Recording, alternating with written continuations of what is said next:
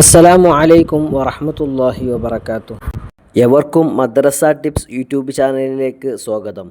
ഇസ്ലാം മത വിദ്യാഭ്യാസ board മദ്രസയിലെ 2025 അർദ്ധവാർഷിക പരീക്ഷയിലെ 5ാം class തജ്വീദിൻ്റെ question പേപ്പറാണ് നാം പരിശോധിക്കുന്നത്. ചോദ്യങ്ങൾ 6 സെഷനുകളിലായിട്ടാണ് ക്രമീകരിച്ചിട്ടുള്ളത്. 1ാം സെഷനിലേക്ക് പ്രവേശിക്കുകയാണ്. യോജിപ്പിക്കാം. ഇവിടെ 5 ചോദ്യങ്ങളും അതിനുള്ള 5 ഓപ്ഷൻസുകളും മറുഭാഗത്ത് കൊടുത്തിട്ടുണ്ട്. ശരിയായ ഉത്തരം തിരഞ്ഞെടുത്ത് ചോദ്യത്തിന് നേരെ വിട്ട ഭാഗത്ത് പൂരിപ്പിക്കുകയാണ് വേണ്ടത്. ചോദ്യം 1. ശുക്രിൻ്റെ സുജൂദ്. ഉത്തരം: നിസ്കാരത്തിൽ ചെയ്താൽ നിസ്കാരം ബാത്തിലാകും. പാഠപുസ്തകത്തിലെ 19ാം പേജിലെ അവസാന വരിയിൽ ഉത്തരം കാണാം. ചോദ്യം 2. 14 സ്ഥലങ്ങളിലാണ്. ഉത്തരം: സജദയുടെ ആയത്തുകൾ.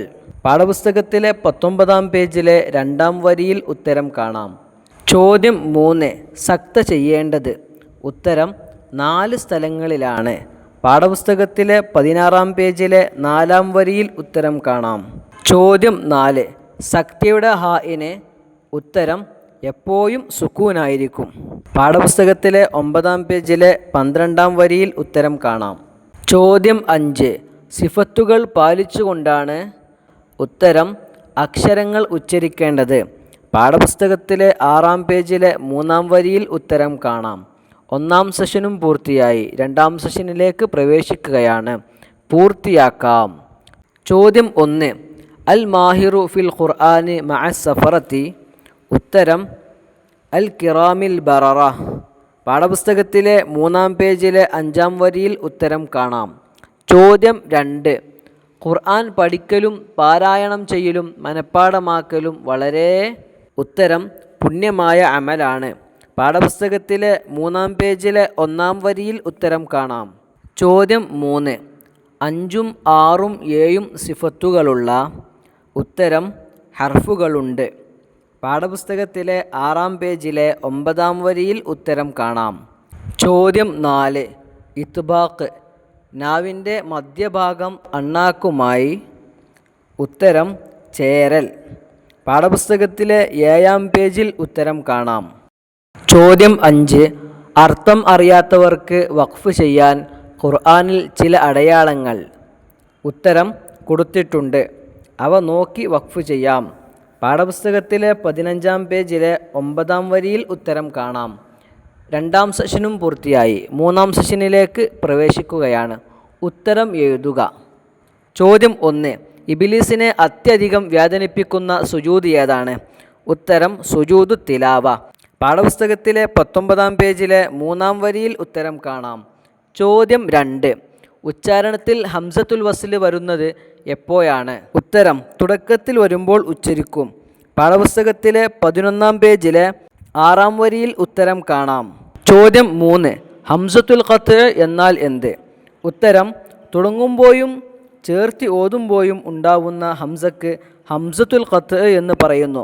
പാഠപുസ്തകത്തിലെ 13ാം പേജിലെ അവസാന വരിയിൽ ഉത്തരം കാണാം. ചോദ്യം 4. വറത്തിലിൽ ഖുർആന തെർത്തീല എന്ന ആയത്തിന് അലി റളിയല്ലാഹു അൻഹു നൽകിയ അർത്ഥം എന്താണ്? ഉത്തരം: അക്ഷരങ്ങളെ ഭംഗിയാക്കുകയും വഖഫുകളെ പഠിക്കുകയും ചെയ്യുക. ചോദ്യം 5. വഖഫ് എന്ന് പറയുന്നത് എന്തിനാണ്? ഉത്തരം: ഓതിക്കൊണ്ടിരിക്കുമ്പോൾ ശ്വാസം വിടാൻ വേണ്ടി കലിമത്തിൻ്റെ അവസാനത്തിൽ നിർത്തുന്നതിനാണ് വഖഫ് എന്ന് പറയുന്നത്. പാഠപുസ്തകത്തിലെ 15ാം പേജിലെ 2ാം വരിയിൽ ഉത്തരം കാണാം. 3ാം സെഷനും പൂർത്തിയായി. 4ാം സെഷനിലേക്ക് പ്രവേശിക്കുകയാണ്. താഴെ കൊടുക്കുന്ന വഖഫിൻ്റെ അടയാളങ്ങളുടെ വ്യാഖ്യാനങ്ങൾ എഴുതാം. ചോദ്യം 1. വഖഫ് മുത്ലഖ്.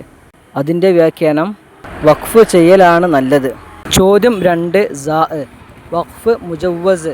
അതിൻ്റെ വ്യാഖ്യാനം: ചേർത്തി ഓതലാണ് നല്ലത്. ചോദ്യം 3. ഖാഫ്.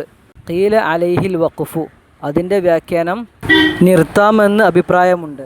ചോദ്യം 4. മീം. വഖഫ് ലാസിം.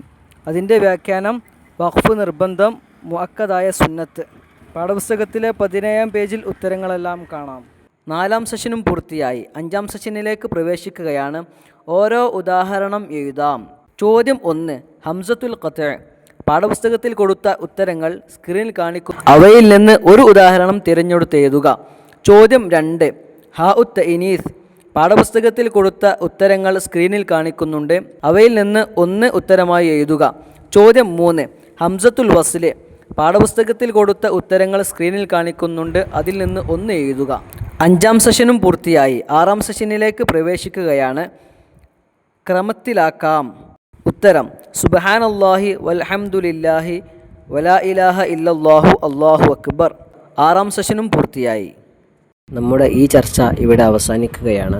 ഇൻഷാ അല്ലാഹ് ഇനിയും തുടരും. നിങ്ങളുടെ വിലപ്പെട്ട അഭിപ്രായങ്ങളും നിർദ്ദേശങ്ങളും കമൻറ്റ് ബോക്സിലൂടെ ഞങ്ങളെ അറിയിക്കുമെന്ന പ്രതീക്ഷയോടെ അസ്സലാമു അലൈക്കും വറഹ്മത്തുള്ളാഹി.